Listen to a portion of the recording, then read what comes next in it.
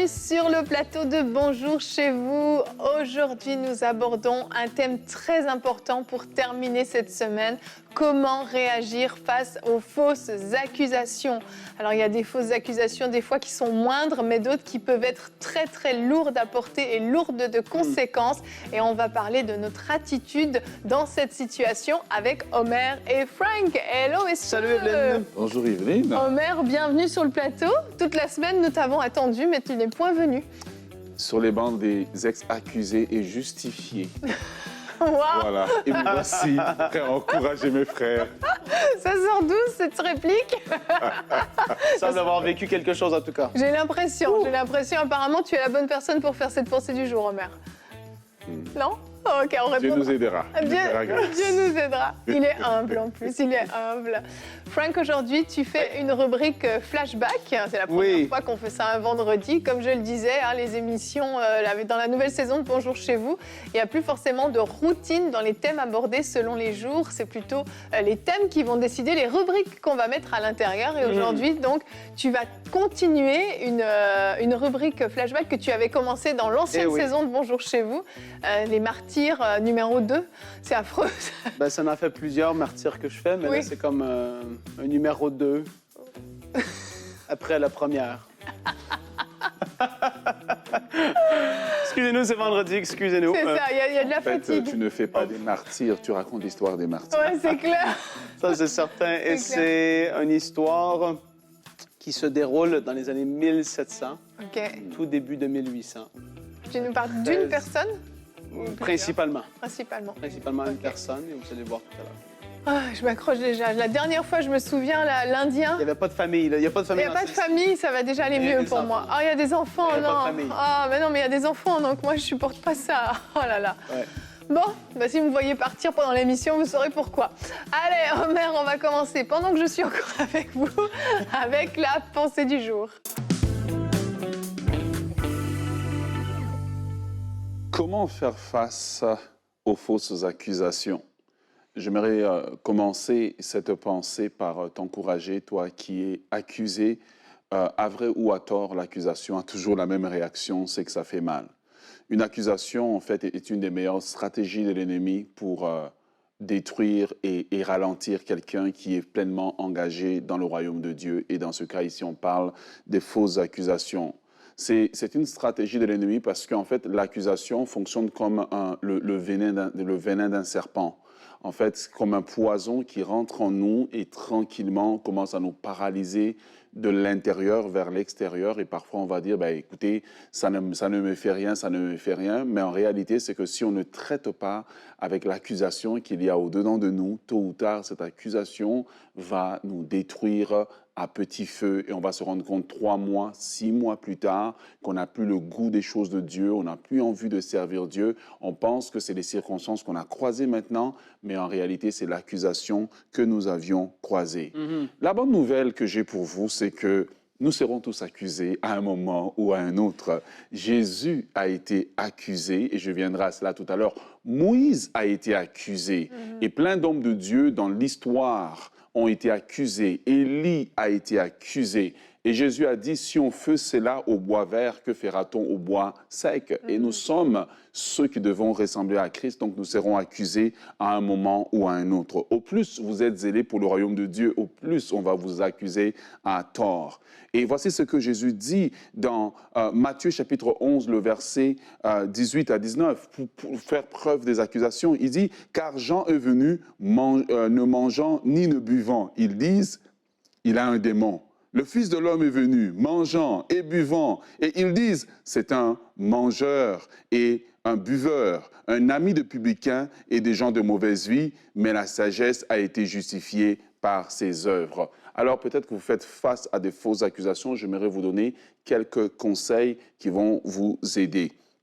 Premièrement, je vous encourage, entendez les accusations, parce que si vous entendez les accusations, voilà, mais n'y mettez pas trop le cœur. Votre valeur et votre valeur ne dépend pas de ce que les hommes disent de vous, mais elle dépend de ce que Dieu dit de vous.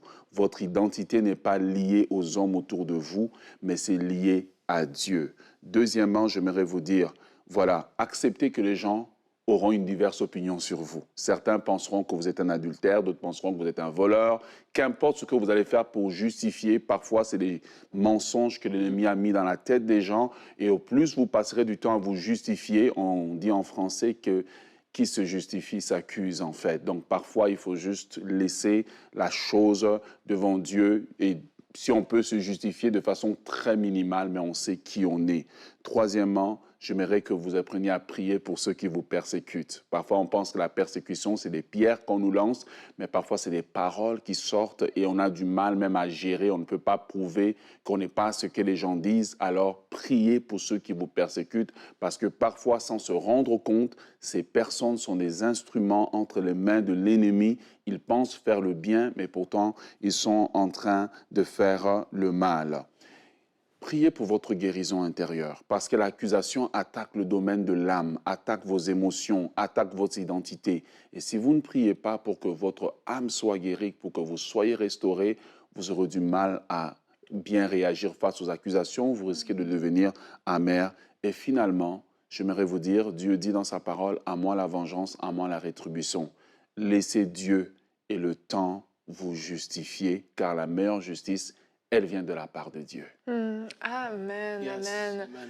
C'est pas la chose la plus facile à faire. Hein. On a vraiment, par nature, on a ce réflexe de vouloir nous faire justice nous-mêmes, de vouloir nous justifier, de vouloir rétablir la vérité de toutes nos forces. Et c'est vrai que parfois, plus on essaye de le faire, et pire c'est. Et Jésus n'a jamais voulu rentrer dans des discussions avec les pharisiens qui l'accusaient. On lui posait des questions, il répondait « tu le dis ». Et c'était sa seule réponse. C'est un exemple vraiment à suivre de quelqu'un qui a supporté la plus grande des injustices, la plus grande des fausses accusations. On l'a traité de fils du diable à un moment donné. On lui a donné tellement de noms terribles et il n'a jamais répliqué, il n'a jamais répondu. Et d'ailleurs, il nous a prévenu que ça nous arriverait à nous aussi. Dans Matthieu 10, 22, qui est notre verset du jour, il a dit « Vous serez détestés de tous à cause de mon nom, mais celui qui persévérera jusqu'à la fin sera sauvé. » Et la pire des choses qui pourrait nous arriver si on est victime de fausses accusations, victime d'injustice, c'est de tellement pas garder notre cœur qu'on en perd jusqu'à notre salut, rempli de haine, rempli d'amertume, et on en perd jusqu'à notre éternité. Ce serait dramatique parce qu'on aurait tout perdu. Et notre attitude face à ce genre de situation est primordiale, non seulement pour notre témoignage, mais aussi vraiment, ça peut aller jusqu'à affecter notre éternité. Et oui, c'est pour cela que l'ennemi utilise l'arme de l'accusation. Et souvent, en fait, je veux dire, l'accusation, elle a du poids lorsqu'elle vient de quelqu'un qu'on estime. Parce que si je marche dans la rue et qu'un fou me dit que je suis voleur, on s'en fout que le fou me dise que je suis voleur. Il n'a pas de valeur pour moi. L'accusation, la trahison de Judas a du poids parce que Judas est un intime de Jésus.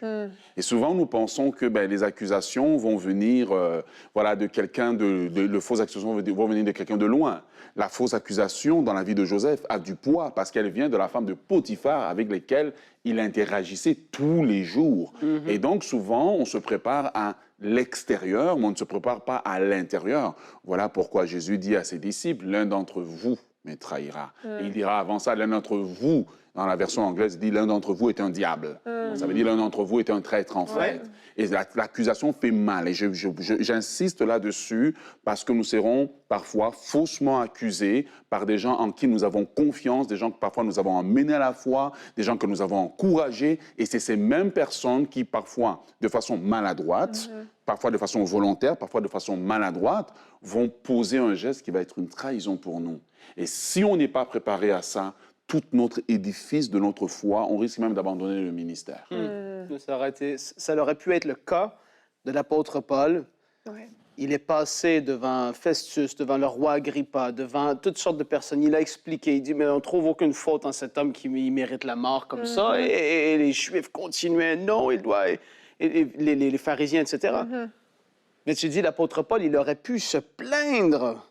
De dire, mais Seigneur, je suis pris ici, ça fait 1 an, ça fait plus d'1 an, ça continue, il y a même des guet-apens, ils veulent me tuer, ils veulent me prendre. Qu'est-ce que c'est, cette injustice? J'en ai assez avec toi. Mais comment est-ce qu'il aurait pu faire ça? Je veux dire, il aurait pu...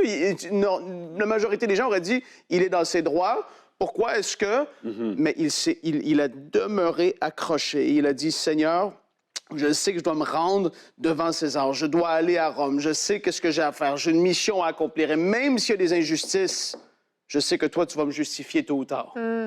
Et que tu vas me récompenser. Et même ce que vous vivez présentement, tôt ou tard, que ce soit dans ce monde ou dans celui à venir, Dieu vous récompensera. Amen. Parce qu'il connaît le début de la fin, le début, il sait toutes choses, il connaît ce que vous vivez. Restez accrochés à lui. Amen. Et il y a des cas comme ça qui vont se régler sur la terre, comme Frank dit. Il y a des cas, des accusations, des fausses accusations que Dieu règle sur la terre. Et il y a des cas que Dieu réserve pour l'éternité. Dans l'éternité, Dieu va le régler. Dieu va dire, écoute, ça, j'avais permis comme une écharpe dans la peau et tu dois vivre avec. Pour nous, voilà, pour des raisons qui restent encore mystérieuses pour nous. Mais ce que j'aimerais dire dans le domaine des fausses accusations, un des buts de Satan, dans le domaine de la fausse accusation, Satan va venir essayer de vous tenter de différentes manières. Quand il sait qu'il ne peut pas vous avoir, une des stratégies, c'est de lancer une fausse accusation. Pourquoi? Parce que le but de la fausse accusation, c'est de vous faire devenir ce que l'accusation est. Vous voyez? Et donc, à un moment donné, si on vous lance l'accusation, ben, c'est un adultère, c'est un adultère, c'est un adultère. Si vous n'êtes pas prudent, à un moment donné, vous risquez de vous dire, ben, puisque tout le monde le pense, de toute façon, j'ai rien à perdre.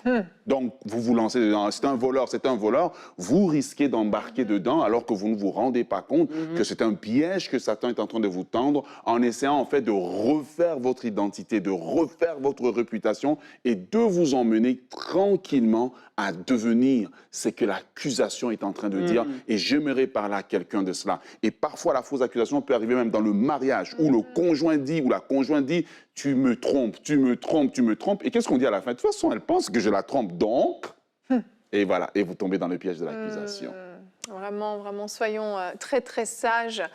J'ai une citation ici de George Campbell Morgan qui a dit « Si vous n'avez aucune opposition à l'endroit où vous servez au mauvais endroit ». Ça peut paraître un peu drôle comme affirmation, mais si Jésus nous a dit qu'on serait victime de persécution, si Jésus nous a prévenus, nous a mis en garde, c'est que ces choses-là risquaient d'arriver.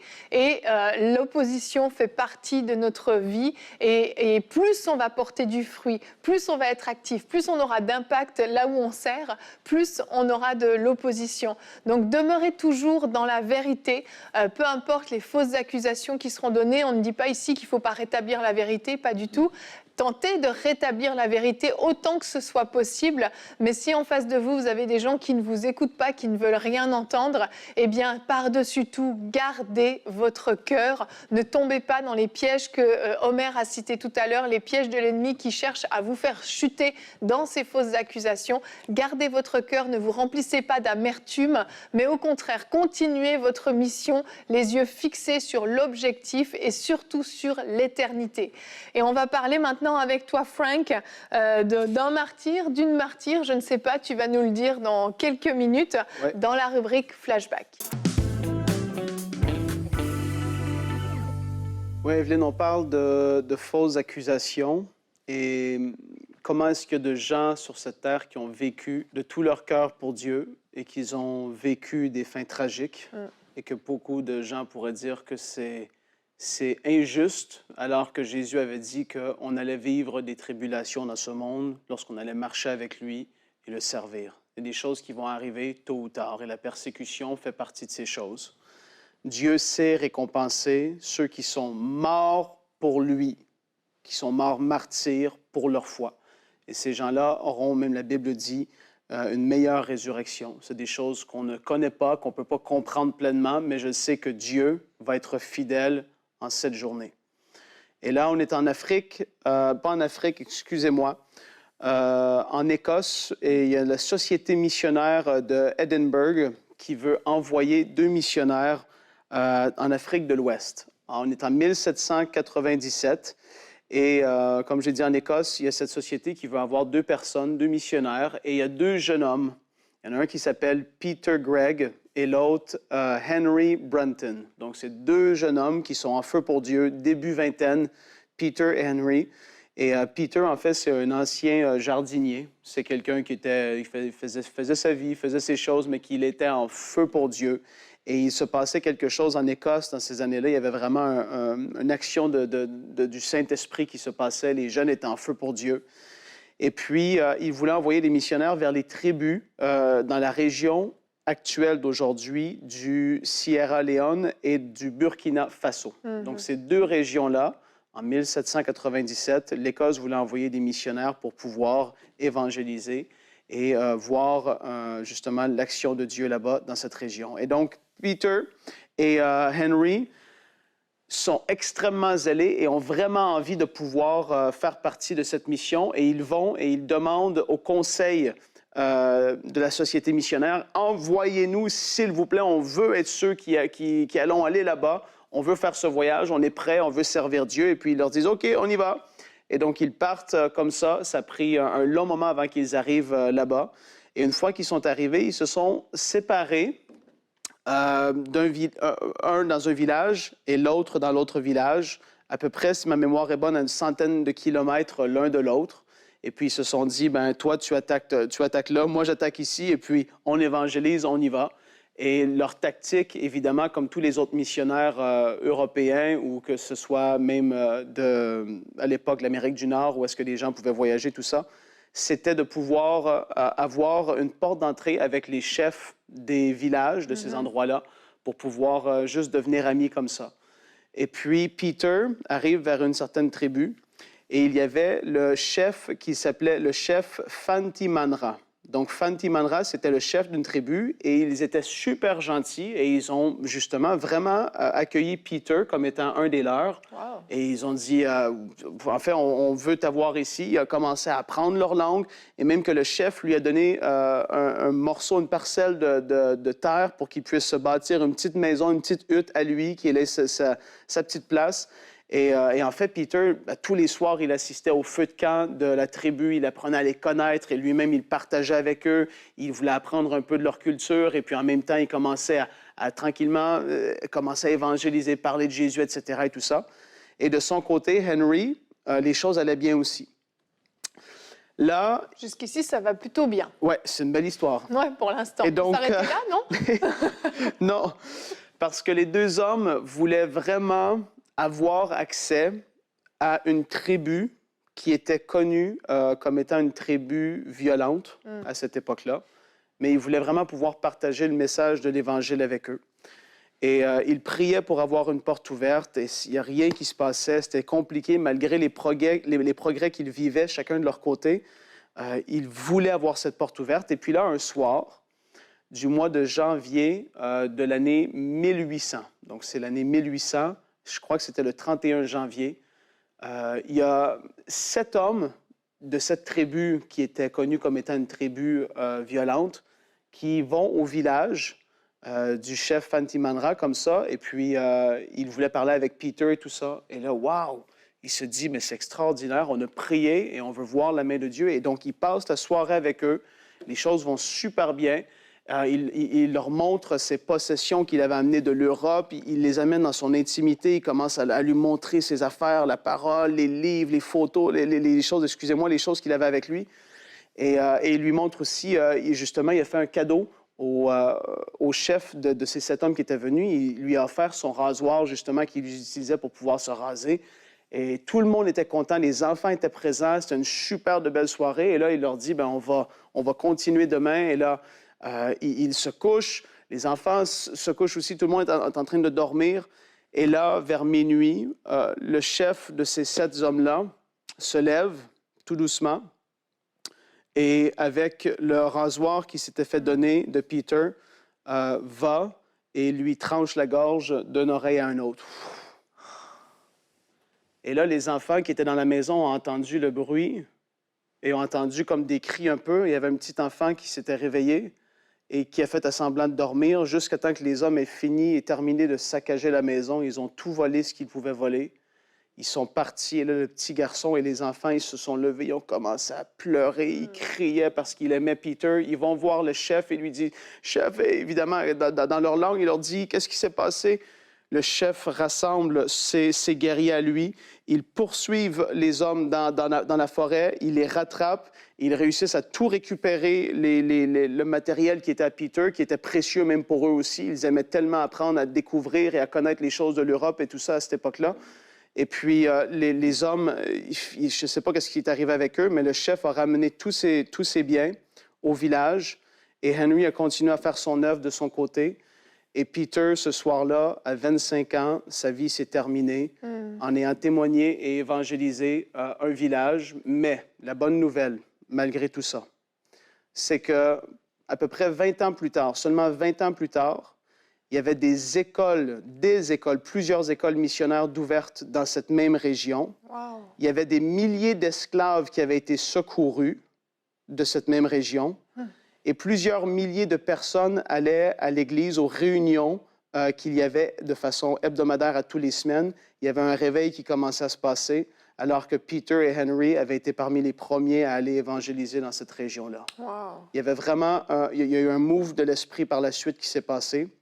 Et aujourd'hui, qu'est-ce qu'on peut voir au Burkina Faso, c'est qu'il y a à peu près 21 % de la population qui se dit chrétien, et, 30 %. Et pour ce qui est de Sierra Leone, c'est aujourd'hui 21 % qui se disent chrétiens. Et ça a commencé dans ces années-là avec ces 2 missionnaires chrétiens qui sont partis pour évangéliser et Quel qui ont donné leur vie, malgré que ça n'a pas été facile, malgré qu'il y a des difficultés. Tu te dis, mais ça peut sembler, comme je dis, parfois injuste, mais il y a parfois, pas pour tous, mais il y a un prix aussi qui est là à servir Dieu. Et ce n'est pas Frank qui annonce une mauvaise nouvelle, ni Omer, ni Evelyne. C'est la parole de Dieu qui le dit, qu'il allait avoir des persécutions, qu'il allait avoir de l'opposition à l'annonce de l'Évangile. Et ces hommes ont vécu cette réalité. Et je voulais pouvoir prier pour, comme on le fait, Evelyne, pour ceux qui vivent parfois des persécutions, des moments difficiles. Je veux qu'on puisse prier pour vous là où vous êtes, parce que c'est pas facile.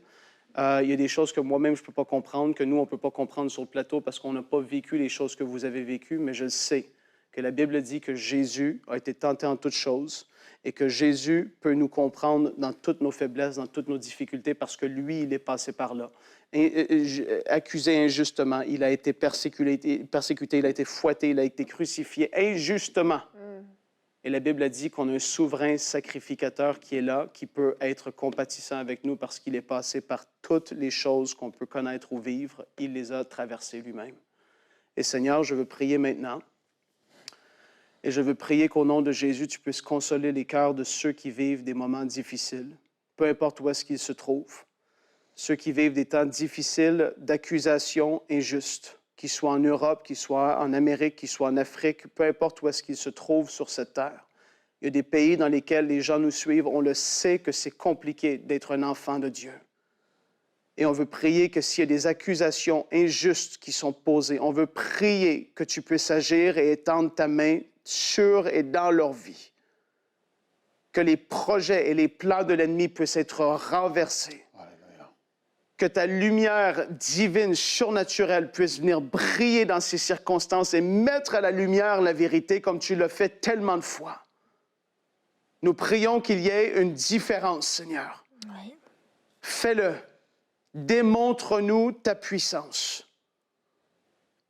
On te remercie, on te donne toute la gloire pour tout ce que tu vas faire. Merci, Père, au nom de Jésus. Amen. Merci, Seigneur. Merci, Frank. Merci, Seigneur. Nous faire connaître ces histoires, c'est fou quand on y pense. C'est que l'Évangile n'avait probablement jamais été prêché dans ces régions-là du monde. Et pour nous, on ne réalise plus aujourd'hui ce que ça représente. Mais je pensais à ces 2 jeunes, quand tu dis qu'ils sont portés volontaires. Ils ont voulu eux-mêmes aller là-bas. On dit « nous, envoie-nous », puis ils ont tenu à le faire. Et ils savent qu'il y a une tribu qui est violente et ils veulent absolument pouvoir leur prêcher l'Évangile. Mais quel amour, franchement, quel amour, ça challenge, je trouve, parce que ils avaient compris la puissance de l'Évangile et la nécessité de prêcher à tous ceux qui n'en avaient pas encore entendu parler. Et c'était le but de leur vie. Et c'est Peter qui est décédé, c'est ça? Peter, enfin, ils sont décédés tous les deux aujourd'hui, bien sûr, hein, mais Peter, pour moi, c'est pas un échec, en fait. Pas du tout. Bien au contraire, quand on voit les fruits. J'allais dire, il y en a qui pourraient dire, mais c'est injuste, il a perdu sa vie. Il est allé... il était conscient, il savait, et même à cette époque-là, les gens savaient que les missionnaires, c'était pas toujours facile. Des histoires déjà de martyrs ou de missionnaires qui ont perdu leur vie, surtout à cette époque-là, quand les gens arrivaient en Afrique, il y en avait beaucoup, quand tu lis l'histoire, qui mouraient dans les semaines en arrivant, soit de maladie, soit de malnutrition, soit un virus, un truc, tu te faisais piquer, tu te faisais mort. Il y en a beaucoup qui mouraient, ils savaient dans quoi ils s'en allaient. Mais aujourd'hui, il est au ciel. Et il y a une multitude de gens qui sont là aussi, qui vont dire merci à Peter parce qu'il a été obéissant. Il y en a qui vont dire, mais il a perdu sa vie, oui, mais tellement d'autres ont été sauvés au travers de sa vie. Wow. Et ça, c'est énorme. Vraiment. Énorme. Ah, c'est extraordinaire. Jésus a dit qu'il n'y a pas de plus grand marque d'amour que de donner sa vie. Et je crois que c'est quelque chose qui manque à notre évangile aujourd'hui, en fait. On a un évangile de la prospérité, la destinée, mais cet évangile de souffrir pour que le royaume avance. Et oui, les gens sont décédés dans la mission en Afrique, en Inde, dans les Amériques, parce que Satan s'oppose, parce qu'il sait qu'il y a un assaut sur son royaume. Amen. Il y a un assaut sur une même mise une main qu'il avait sur la région, pas seulement sur les gens, mais sur la région. C'est comme quand Jésus est arrivé à Guédara, le démoniaque qui tenait la région. Le démon, les légions a dit non, c'est moi, je suis bien ici. Chasse-moi de la personne, mais ne me chasse pas du pays. Et quand un missionnaire arrive, quelqu'un arrive dans une région où l'évangile n'est pas annoncé, il arrive comme Jésus, il débarque. Et quand il débarque, le camp de l'ennemi est en train de trembler. C'est une guerre spirituelle. On pense surtout aux Américains. Ils sont forts dans l'honneur des soldats qui sont tombés au combat. Mais ils vont dire, wow, ils nous ont protégés. Et c'est vrai, naturellement, ils ont protégé un pays ou un peuple pendant un certain temps. Mais quand tu penses, et nous, on connaît la vérité en accord avec la parole de Dieu, c'est plus que sauver un peuple pendant un temps, c'est sauver un âme pour l'éternité. Amen. C'est ça. C'est extraordinaire. Et ils sont morts au combat, si on peut le dire comme ça. Mais qu'est-ce qu'ils ont laissé, c'est énorme. Vraiment. Rendons grâce à Dieu pour toutes ces personnes qui ont payé ce prix jusqu'à donner leur vie pour que l'Évangile puisse être prêché dans nos régions, parce qu'il y a des régions du monde qui n'auraient jamais connu le Seigneur Jésus sans ça. Merci à tous d'avoir été avec nous pour cette émission. Soyez fortifiés si vous passez par des temps difficiles, vraiment que le Seigneur vous fortifie, que votre foi ne faillisse jamais. Restez accrochés au Seigneur, quoi qu'il arrive, ne baissez pas les bras. Nous sommes de tout cœur avec vous et nous avons prié pour vous et nous croyons que le Seigneur va vous fortifier au nom de Jésus. Je vous souhaite un très bon week-end et on va se retrouver la semaine prochaine pour de nouvelles émissions de Bonjour chez vous. Soyez bénis.